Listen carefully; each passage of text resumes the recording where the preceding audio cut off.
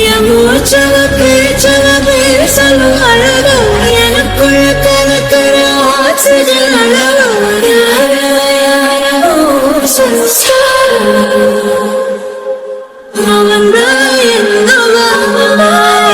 முரளையவ கலையவ அழகிய நிலவவ நிழலிலும் ஜொலிக்கிற நிரந்தர ஒளியவ சரியவ தவறவ சிரிக்கிற சிரிப்புக்கு அவதான் காரணமா. அம்மா அம்மா. என்னடா? இல்லம்மா, ஜீவாவோட அம்மாவுக்கு என்ன? இல்லம்மா, ஜீவாவோட அம்மாவுக்கு உடம்பு சரியில்லையா, அதனால ஒரு எட்டு பார்க்கணும்னு ஆசைப்படுறா. நான் காலையிலேயே போய் கூட்டிட்டு போய் காமிச்சிட்டு வந்துட்டுமா? டேய், முரளி நிச்சயதார்த்தத்துக்கு இன்னைக்கு தான் புடவை எடுக்க போகணும். நீங்க 2 பேரும் வரலனா எப்படி? அம்மா, அது 11 மணிக்கு தானேம்மா. இருந்தாலும் முன்னாடியே கிளம்பிடுவோம்லடா. நான் பைக்ல தாம்மா போறேன். மணி ஒரு 10 தானே ஆகுது. போய் ஒரு 8 பார்த்துட்டு 11 மணிக்கு நான் அங்கே வந்துடுறேம்மா. என்னமோ சொல்ற. அத்தை அவங்களுக்கும் ரொம்ப முடியலையா, அதனாலதான் அத்தை ஒரு 8 போய் பார்த்துட்டு வந்துடுறேனே. சரி. சரிங்கம்மா, அப்ப நாங்க கிளம்புறோம். சரிடா, 11 மணிக்கு 2 பேரும் அங்க வந்துருங்க. அப்புறம் மாமா கேட்பார்ல. சரிம்மா, நாங்க வந்துடுறோம். நம்ம கிளம்புவோமா? சரிங்க. எல்லாத்தையும் ஞாபகம் வச்சுக்க. போய் விசிட்டிங் கார்டை சீக்கிரமா எடுத்துட்டு வா. எனக்கு ஞாபகம் இருக்கு, அந்த இடத்துல தான் இருக்கும்னு. நான் போய் தேடி பாக்குறேன். நம்மளுக்கு ரொம்ப டைம் இல்லை, சரியா? இப்பவே மணி 10 ஆயிடுச்சு. நம்ம உங்க வீட்டுக்கு போய் சேர்றதுக்கு 10:15 ஆயிடும். 1/4 மணி நேரம் தான் உனக்கு டைம். எடுத்துட்டு உங்க அம்மாவையும் பார்த்துட்டு கிளம்பிடுவோம். சரிங்க, நீங்க முதல்ல வீட்டுக்கு போங்க. சரி ஜீவா. அம்மா வாமா. வாங்க தம்பி. அம்மா, நான் சொன்ன பெட்டியை எடுத்து பாத்தியா? நீ சொன்னோன்னே அந்த பெட்டியை இறக்கி வச்சேன்டி. அதை போட்டிருக்கு. வேணும்னா நீயே திறந்து பாத்துக்க. சரிம்மா. ஆமா, அந்த பெட்டியில அப்படி என்ன இருக்கு? ஒரு கார்டு தாம்மா தேடிட்டு இருக்கேன். கார்டா? என்ன கார்டு? என் ஃப்ரெண்டு கொடுத்தால, அதான் அந்த பெட்டியில தான் போட்டு வச்சிருக்கேன். எனக்கு எதுன்னு தெரியலடி, நீயே போய் பாத்துக்கோ. சரிம்மா. இந்த கட்டிலுக்கு அடியில வச்சிருக்கேன் பாரு. சரிம்மா. நீங்க வாங்க தம்பி. அத்தை, என்னை மன்னிச்சிருங்க. எதுக்கு தம்பி? எந்த விஷயம் நீங்க ஜீவாவுக்கு தெரியக்கூடாதுன்னு சொன்னீங்களோ அந்த விஷயத்த நான் ஜீவா கிட்ட சொல்லிட்டேன். என்ன தம்பி சொல்றீங்க? நீங்க சொல்லிடுவீங்கன்றதுனால தான் நான் இவ்வளவு நாளா மறைச்சு வச்சிருந்தேன். பாவம், அவ ரொம்ப கேட்டு கஷ்டப்படுவா. பரவாயில்ல அத்தை, அவளும் தெரிஞ்சுக்கட்டும். யாருனாலும் நம்மளுக்கு ஆபத்துன்னு அவளுக்கு தெரியணும்ல. எல்லாரையும் நம்ப கூடாதுல்ல அத்தை. அந்த எண்ணத்துக்காக தான் நான் சொன்னேன். என்ன மன்னிச்சிருங்க அத்தை. நீங்க தான் தம்பி ஜீவாவை பத்திரமா பாத்துக்கணும். அந்த சுந்தர் ரொம்ப மோசமானவன். நீங்க தான் அவன்கிட்ட இருந்து இவளை காப்பாத்தணும். அதெல்லாம் நான் பாத்துக்கிறேன் அத்தை. ஆமா, என்னமோ விசிட்டிங் கார்டுன்னு சொல்லிட்டு போறா. அதுல என்ன தம்பி இருக்கு? அத்தை, நீங்க சொன்ன கதையை நானும் எங்க அப்பாட்ட சொன்னேன். சரி. இப்ப ஒரு போட்டோகிராஃபர் போட்டோ எடுத்துக்கிட்டே இருந்தாராம். ஆமா, அத மறந்தே போயிடுச்சு. இதே எதிர்ச்சியா போட்டோ எடுத்தது எதுவும் இருந்துச்சுன்னா நம்மளுக்கு ஏதாவது யூஸ் ஆகும்ல. அதான் அந்த கடை விசிட்டிங் கார்டு இருக்கா அப்படின்னு சொல்லி தேட போயிருக்கா. கண்டிப்பா கிடைக்கும்னு நினைக்கிறேன். ஏன்னா அதுல ஃபுல்லா அவ ஃப்ரெண்ட்ஸ் கொடுத்த திங்ஸ் தான் வச்சிருக்கா. அதுலதான் வச்சிருப்பா. என்ன ஜீவா, கிடைச்சிருச்சா? ஆமாங்க, இதான் அந்த விசிட்டிங் கார்டு. பின்னாடி நம்பர் இருக்கு பாருங்க. எங்க கொடு பாப்போம். சுபம். அப்பாடா, கிடைச்சிருச்சு. கண்டிப்பா இதுல விசாரிச்சு பார்த்தா சொல்லிடுவாங்க. பழைய போட்டோஸ் எதுவும் கிடைக்குமான்னு செக் பண்ணி பார்க்கணும். ஆமாடி ஜீவா. ஆமா, இவ்வளவு வருஷமா உன்னை பொத்தி பொத்தி பாதுகாத்து வளர்த்துட்டேன். இனிமேட்டு நீ தான் ஜாக்கிரதையா இருந்துக்கணும். அந்த சுந்தர் ரொம்ப நல்லவனே கிடையாதுமா. மாப்பிள்ள தம்பி இப்பதான் சொன்னாரு. 23 வருஷமா உங்ககிட்ட இருந்து நான் மறைச்சு வச்சிருந்தேன் உண்மையை. இப்போ உனக்கு அந்த உண்மை என்னங்கிறது தெரிஞ்சிருச்சு. இனிமே நீ தான் ஜாக்கிரதையா இருந்துக்கணும். நான் பாத்துக்கிறேம்மா. என்னைய பத்தி நீங்க எதுவும் கவலைப்படாதீங்க. நீங்க இங்க நிம்மதியா இருங்கம்மா. மக்களை ஏதாவது பிரச்சனைனா சொல்லு, சரியா? எனக்குன்னு இருக்கிறது நீ மட்டும்தான். அத்தை, மாப்பிள்ள, நான் உங்க பொண்ணுக்கு எதுவும் ஆக விட மாட்டேன். என் மேல நம்பிக்கை இருக்குல்ல? இருக்கு மாப்பிள்ள. அவ என்னோட பொண்டாட்டி. என்னை தாண்டி தான் ஏதா இருந்தாலும் அவளுக்கு போகும். அதனால நீங்க எதுவும் வருத்தப்படாதீங்க, சரிங்களா? சரிங்க மாப்பிள்ள. நன்ன தொடங்க அத்தை.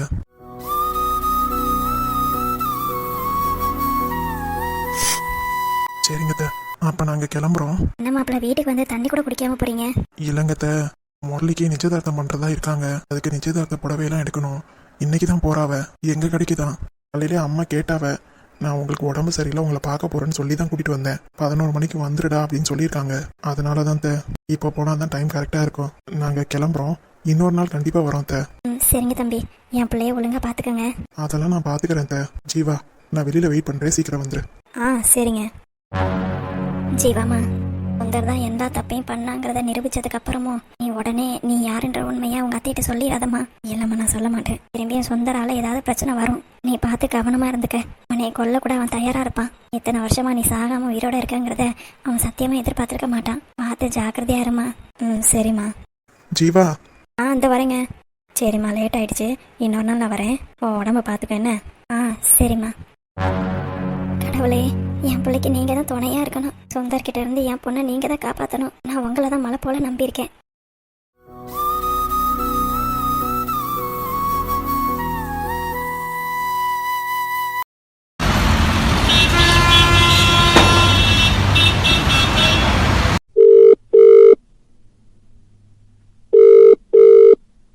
அடிடி நல்ல அடி. அவெல்லாம் இப்போதைக்கு வரவே மாட்டான். எவ்வளோ நேரம் வேணாலும் அடிச்சு பேசு, வரேன் வரேன்னு சொல்லுவானே தவிர வந்து டெஸ்டே எடுக்க மாட்டான். நான் சொன்னா மட்டும்தான் என் மகன் வருவான். நீயும் எவ்வளவோ முயற்சி பண்ணி பாரு, உன்னால ஒன்றும் முடியாது. இன்னைக்கு ரிப்போர்ட் வரட்டும். டாக்டர் உன்னோட ரிப்போர்ட்டை வச்சு பேசுறதுக்கு முன்னாடி உன்னை பத்தி நான் பேசுறேன். அப்போ நீ என்ன பண்றன்னு நானும் பாக்குறேன்.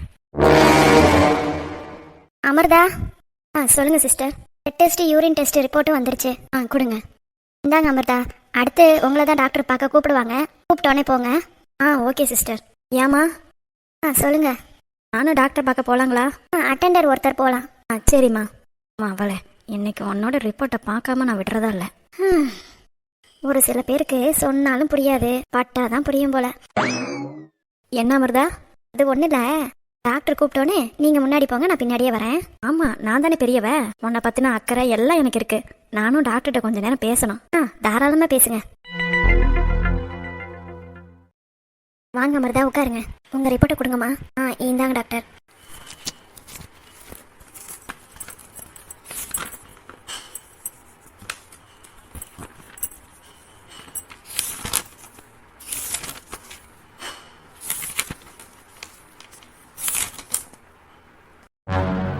மேடம். சொல்லுங்கம்மா. உங்ககிட்ட நான் கொஞ்சம் பேசணும். சொல்லுங்கம்மா. எனக்கு கர்ப்பப்பை ரொம்ப வீக்காக இருக்குன்னு நினைக்கிறேன். எதை வச்சு அப்படி சொல்கிறீங்க? இல்லை டாக்டர், 28 நாள்லேயே பீரியட் ஆயிடுறா. அதனால எதுக்கும் தாங்கிக்கிற சக்தி இல்லையோன்னு நான் நினைக்கிறேன். ஆமாம், 28 நாளில் பீரியட் ஆகுறது நார்மல். மந்த்லி 28 நாளில் பீரியட் ஆகுதுன்னா அவங்களுக்கு கர்ப்பப்பை கரெக்டாக இருக்குன்னு அர்த்தம். இல்லை டாக்டர், கல்யாணம் ஆனதுக்கு முன்னாடி அப்படி இருந்தா பரவாயில்ல, கல்யாணம் ஆனதுக்கு அப்புறமும் 28 நாள்ல ஆகுதுன்னா அப்ப அவளுக்கு தாங்கிக்கிற சக்தி இல்லைன்னு தானே அர்த்தம். யாருமா அப்படி சொன்னது? இல்ல, என் பொண்ணுக்கெல்லாம் 30 நாள், 32 நாள், 35 நாள் அப்படி தள்ளி போய் தான் ஆகும். நார்மலா 32 நாள் 35 நாள் தள்ளி போகுதுன்னா அவங்களுக்கு நீர் கட்டி இல்லைன்னா தைராய்டு இருக்கும். நல்லா மாட்டினியாடி. அப்படியா? உங்கள் பொண்ணுக்கு எதுவும் நீர் கட்டி தைராய்டு இருக்கிறதுனால தள்ளி போயிருக்குமோ என்னமோ. நார்மலான சைக்கிள் 28 நாள்லேயே ஆயிடணும். அந்த மாதிரி தான் உங்கள் மருமகளுக்கும் ஆகுது. நீங்கள் இப்படி சொல்கிறீங்க, ஆனால் நைட்டு கொசு கடிச்சா கூட அவளால் தாங்கிக்க முடியல. கொசு கடிக்குதுன்னு என் பையனோட உயிரெல்லாம் எடுக்கிறா. இங்கே பாருங்கம்மா, நானும் ஒரு டாக்டர் தான். உங்கள் மருமகளோட பிளட் குரூப் O பாசிட்டிவ். எனக்கு தெரிஞ்சு O பாசிட்டிவ் இருக்கிறவங்களுக்கு ஸ்கின் அலர்ஜி இருக்கலாம். எனக்கும் O பாசிட்டிவ் தான். நைட்டு என்னால் ஒரு கொசு கடிச்சா கூட அன்னைக்கு நைட்டு ஃபுல்லாக தூங்கவே முடியாது.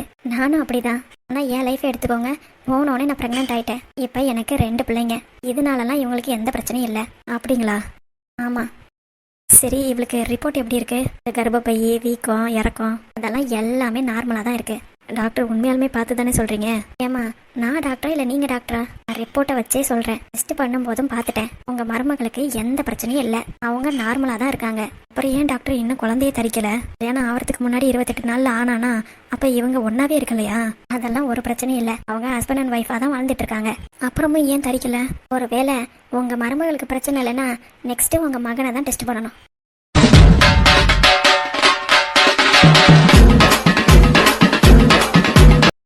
என்ன ஆட்டம்!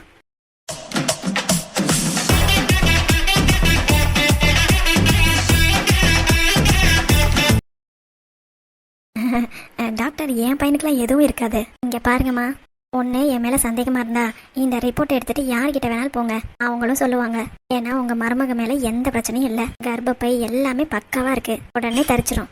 இன்ன வரைக்கும் ஏன் தரிக்கலனா அப்போ உங்க பையனுக்கு தான் பிரச்சனையா இருக்கும். வேணும்னா உங்க பையனே வந்து டெஸ்ட் பார்க்க சொல்லுங்க.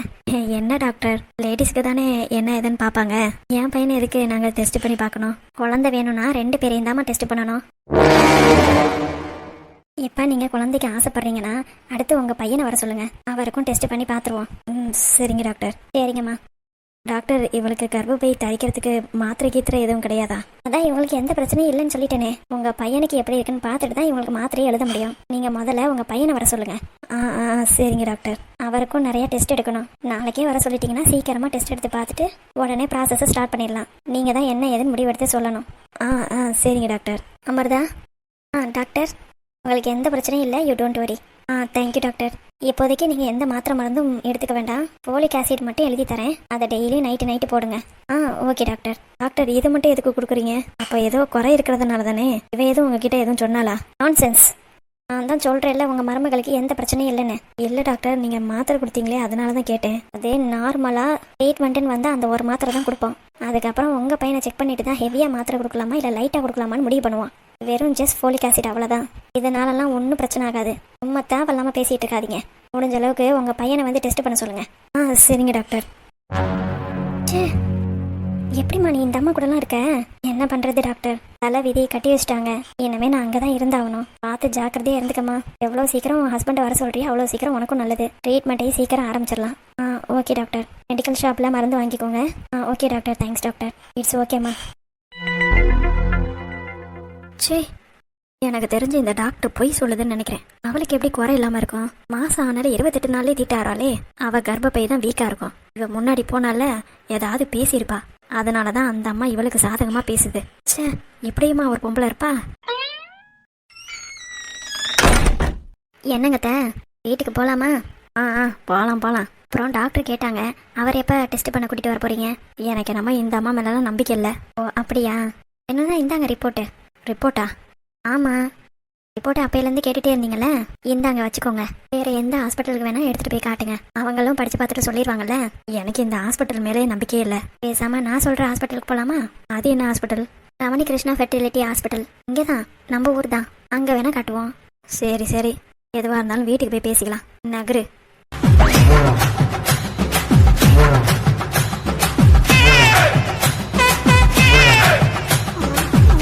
எல்லாம் வாங்கி கட்டிட்டியா? இங்கே கூட்டிகிட்டு வந்து எனக்கு ஏதாவது குறை சொல்லிடுவாங்களான்னு என்ன கங்கணம் கட்டிட்டு ஆடினேன்.